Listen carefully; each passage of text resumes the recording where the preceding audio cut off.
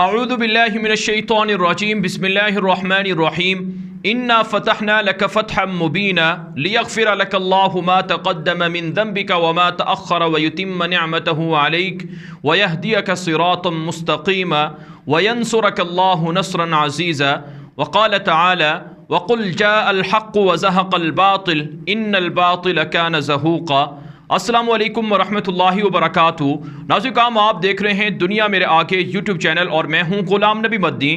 आज 13 अगस्त 2021 है और आज दिन है जुमातुल मुबारक का। जी हाँ नाज़रीन, अल्लाह ताला ने अपने बंदों को फतूहात से नवाज दिए हैं।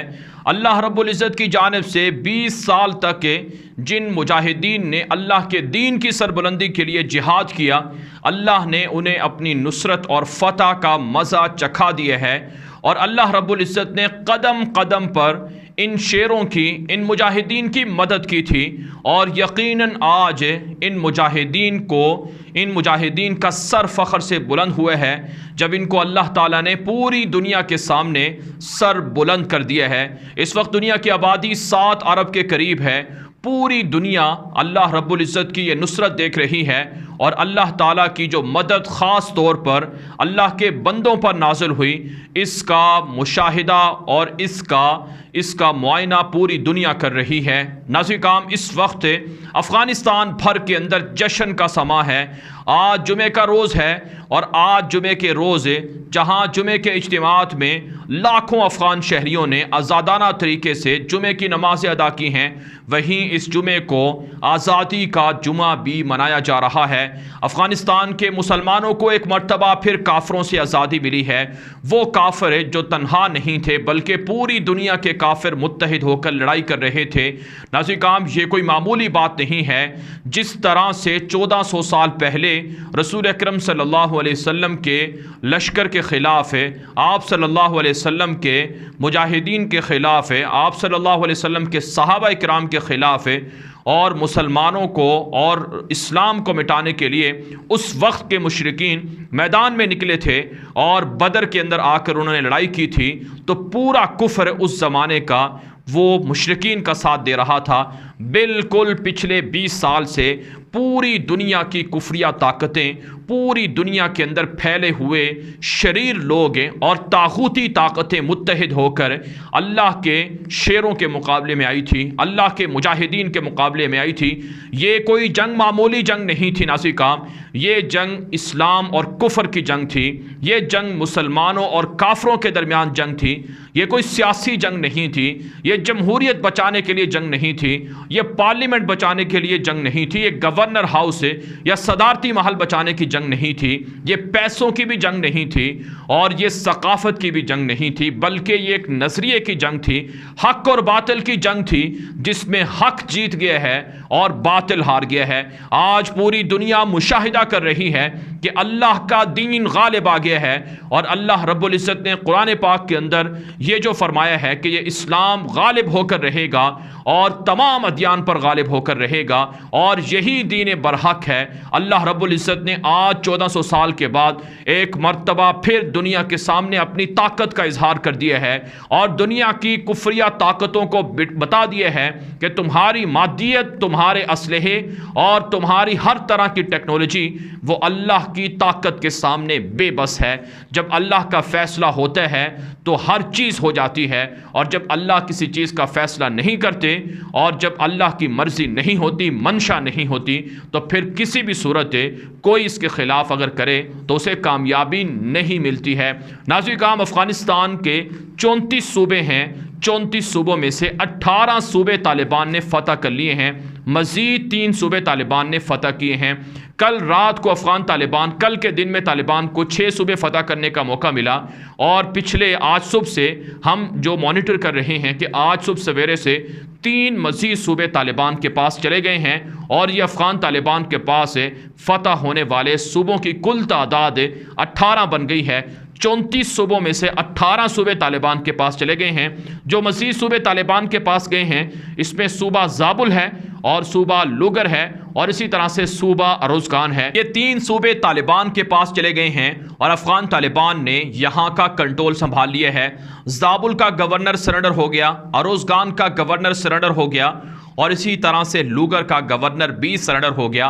बगैर लड़ाई के अफगान तालिबान पिछले 24 से 30 घंटे के दौरान तकरीबन 9 सूबे फतह कर चुके हैं। और अगर हम ये कहें तो गलत ना होगा कि अफगान तालिबान ने 18 के 18 सूबे बगैर लड़ाई के फतह किए हैं। मामूली सी झड़पें हुई हैं, उस तरह से खून रेसी नहीं हुई, ना ही लोगों को शहीद किया गया है, ना ही लोगों की अमलाक को नुकसान पहुंचा है। काबुल के वाशी तैयारों ने बमबारी ज़रूर की है, लेकिन अफगान तालिबान की जानिब से ये जो फतूहात हैं ये बगैर लड़ाई के हुई हैं। ग़ज़वा बदर और फ़तह मक्का की याद ताज़ा हुई है। अफगान तालिबान की जानिब से अपने मुखालिफिन को आम मुआफ़ी दी जा रही है। जी हाँ नाज़रीन, अफगान तालिबान अपने मुखालिफिन को आम मुआफ़ी दे रहे हैं। हेरात का बदनाम ज़माना मलेशिया, जिसका नाम इस्माइल खान था, जो तालिबान के ख़िलाफ़ 90 की दहाई में भी लड़ता रहा, तालिबान के हाथों कैद भी हुआ, फिर तालिबान ने इसे रिहा भी कर दिया। फिर जब अमेरिका ने तालिबान की हुकूमत गिराई और तालिबान पर हमला किया, उस वक्त ये अमेरिका की सफ़ में शामिल हो गया और पिछले 20 साल तक तालिबान का मुखालिफ रहा। ये गवर्नर भी रहा है हेरात का, और इसी तरह से ये वज़ीर तवानाई भी रहा है और दीगर अहम ओहदे भी इसके पास रहे हैं। और पिछले 1.5 महीने से हेरात के अंदर इसने औरतों को बाहर निकाला, लड़कियों को बाहर निकाला और मलेशियाओं को इकट्ठा किया तालिबान के ख़िलाफ़ लड़ने के लिए, और पूरा मुकाबला तालिबान का किया।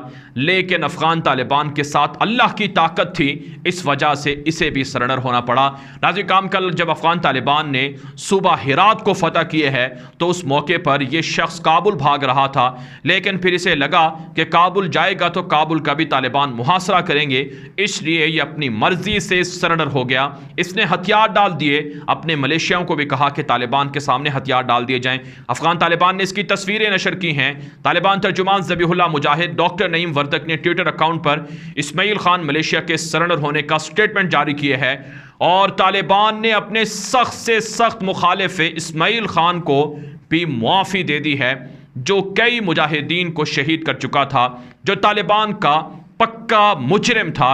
लेकिन अफ़गान तालिबान ने आज जुमे के दिन अल्लाह रब्बुल इज़्ज़त की तरफ से मिलने वाली फ़तह का शुक्राना अदा करते हुए अपने तमाम मुखालिफिन को माफ़ कर दिया है। जैसे रसूल अकरम सल्लल्लाहु अलैहि वसल्लम ने फ़तह मक्का के मौके पर अपने तमाम मुखालिफिन को माफ़ कर दिया था, बद से बदतर मुखालिफ भी माफ़ हो गया था। यही कुछ अफ़गान तालिबान कर रहे हैं। और आज अफ़गान तालिबान ने एक मरतबा फिर रसूल अकरम सल्लल्लाहु अलैहि वसल्लम की सुन्नत ज़िंदा की है और आप सल्लल्लाहु अलैहि वसल्लम का उस्वा दुनिया के सामने रखा है कि ये इस्लाम है और ये हमारे पैगम्बर मुस्तफ़ा सल्लल्लाहु अलैहि वसल्लम की तालीमात हैं। जंग के अंदर हमने रिवायात का पास रखा, अखलाकियात का लिहाज किया, हमने तमाम कवानीन को मद्देनज़र रखा, लेकिन इसके बावजूद भी दुश्मन हमारे ख़िलाफ़ प्रोपेगेंडा करता रहा, हमें बदनाम करता रहा, हमें बुरा भला कहता रहा। लेकिन दुनिया देख ले कि हम अपने सख्त मुखालिफिन को भी मुआफ़ कर रहे हैं और ये जंग हक़ और बातिल की जंग थी जिसे तालिबान जीत चुके हैं।